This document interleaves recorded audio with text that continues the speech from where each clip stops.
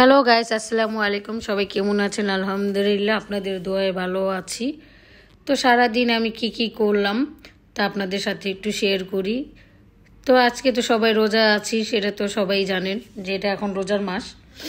তো এই তো আমি আলু চপের জন্য আমি ডিম আর আলু সিদ্ধ বসিয়ে দিয়েছি। তো সেরির জন্য আমি রান্না করব মুরগির মাংস, রুই মাছের মাথা দিয়ে লাউ দিয়ে রান্না করব। তাই তো আমি দুই চুলায় দুটো বসিয়ে দিয়েছি। তো বড় মেয়ে হঠাৎ করে বলতেছে ও নাকি ইফতারিতে মুড়ি ভর্তা খাবে। তো আর কি করব, তো আমার দেরি হয়ে গেছে। তো এই তো বুট ভিজাইছি আর বেসনটা গুলিয়ে নিলাম। আলু সিদ্ধ হয়ে গেছে আমার। তো ডিমটা আমার মেয়ে সুলে নিচ্ছে। তো আমার মেয়ে আমাকে কাজে অনেকটাই হেল্প করতেছে।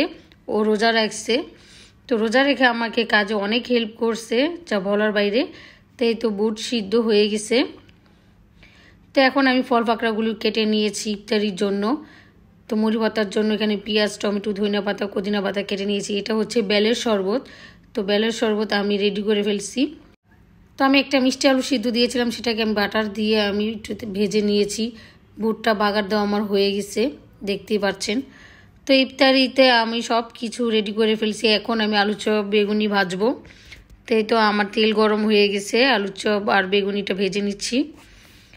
তো এই তো বাচ্চারা বলতেছে মাঝে মাঝে আমরা ইফতারিতে মুড়ি ভাতা খাই, আবার মাঝে মাঝে হেলদি খাবার খাই। তো বেশিরভাগই হেলদি খাবারটাই খাওয়া হয়। আর যেহেতু আমার তেল জাতীয় জিনিস খেলে আমার অনেক সমস্যা হচ্ছে, তো আমি খাচ্ছি না।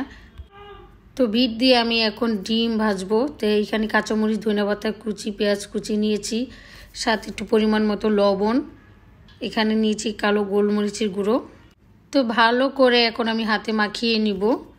দিয়ে দিব দুটো ডিম দুটো দিয়ে আমি ফেটে নিব ভালো করে।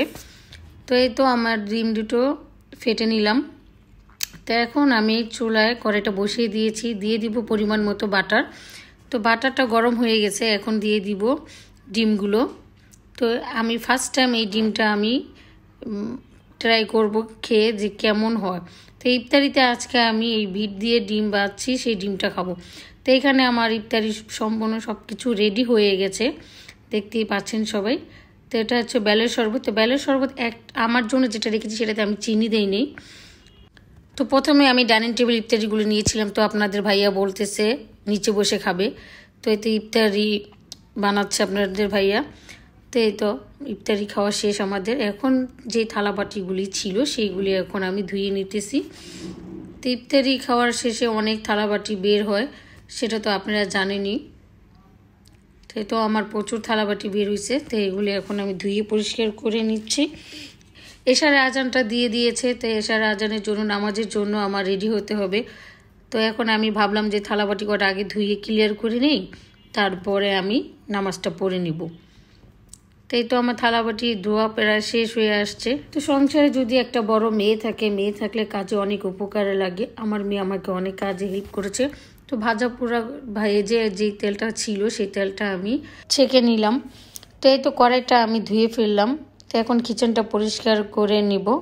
তো সংসারে বড় মেয়ে থাকলে অনেক উপকারী লাগে। তো এই তো কিছু ফল বাকি ছিল, সেগুলো আমি খেয়ে ফেললাম। আল্লাহ হাফেজ, সবাই ভালো থাকবেন।